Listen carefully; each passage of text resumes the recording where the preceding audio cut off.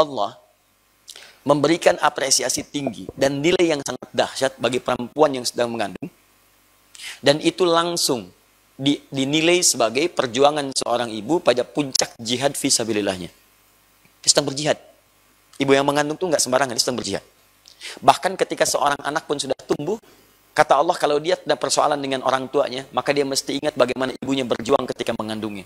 Saking tingginya Allah mengapresiasi proses kehamilan itu. Kata Allah, wa wassaynal insana biwalidayhi, Quran surah ke-31 ayat 14. Ya, saya wasiatkan kepada setiap anak untuk berbakti kepada orang tuanya. Ketika bakti itu disebutkan, ibunya lebih duluan. Perhatikan kalimatnya. Hamalathu ummuhu wahnan ala wahdin. Kamu mesti ingat, ketika seorang ibu itu mengandung, dia berjuang dengan perjuangan yang sangat luar biasa. Tidak mudah dia berjuang dengan itu semua. Bahkan kemudian di Quran surah 46 ayat 15 disebutkan, hamalathu kurhan. Dalam keadaan yang sangat kadang-kadang tidak mudah. Ada rasa sakit, ada nggak enak, ada mual, ada macam-macam. Apresiasi pertama kata Allah, bagi seorang yang sedang mengandung, ketika merasakan semua proses itu, maka supaya meringankan proses yang dia lalui, rasa beratnya, rasa macam-macamnya, Allah berikan sebuah hadiah. Kata Allah, kamu sedang berjihad yang pahalanya luar biasa besarnya. Tuh, satu.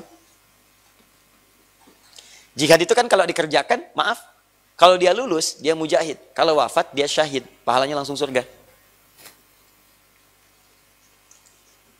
Maka motivasi pertama para SPOG kepada perempuan yang sedang mengandung, ketika sampai dia datang, supaya memberikan ketenangan pada kandungannya, ketenangan pada jiwanya, sampaikan, Bu, selamat ya, ibu bukan sekedar mengandung, tapi sekarang ibu sedang berjihad, yang statusnya sangat luar biasa. Kalau ibu berjuang, ibu jadi mujahid, pahalanya luar biasa besar. Mana Pak? Sampaikan.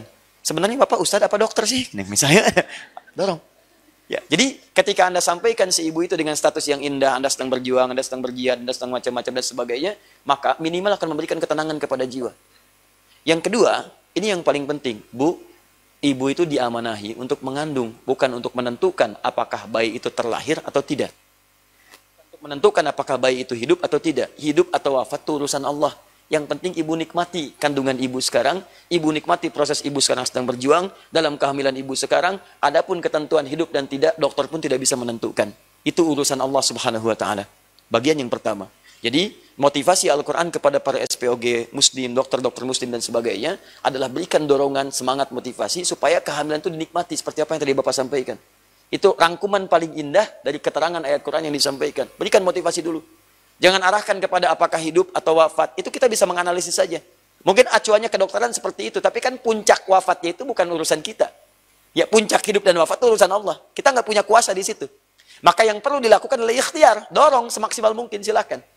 Kecuali kalau keadaan kandungan itu bisa membahayakan bagi, maaf, ibu yang mengandung. Ya, janinnya bermasalah misalnya. Ya, bermasalahnya luar biasa. Dan itu misalnya belum ada roh. Ya, belum ada rohnya. Kalau belum ada rohnya, itu bisa dilakukan tindakan.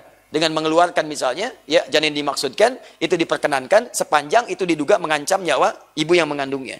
Atau yang kedua, banyak pilihannya. Ketika dalam kandungannya luar biasa dahsyat, kemudian terjadi misalnya pendarahan hebat, misal kasusnya, bisa mengancam kepada nyawa ibunya. Maka dalam fikih ada pilihan, apakah yang dipilih ibunya atau anaknya.